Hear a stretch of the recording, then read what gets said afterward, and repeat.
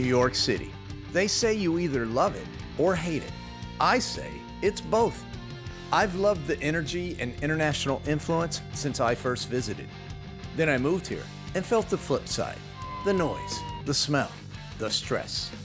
But I never truly felt like a New Yorker until after 9/11. We'd shared unspeakable trauma and come out the other side. Then the pandemic hit and NYC took another massive punch.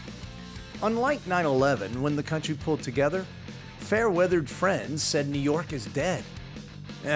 Dirty rats. True New Yorkers showed resilience and respect.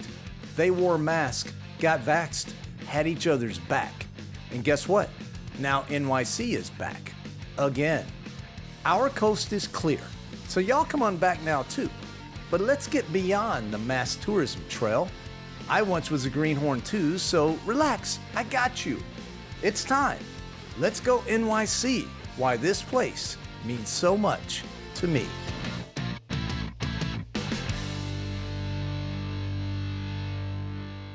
Travel. For some, it's a luxurious escape, or maybe an adrenaline-filled adventure. But if you're like me, it's a precious opportunity to discover and to give back. It's time to get real. It's time to get raw. It's time for RawTravel.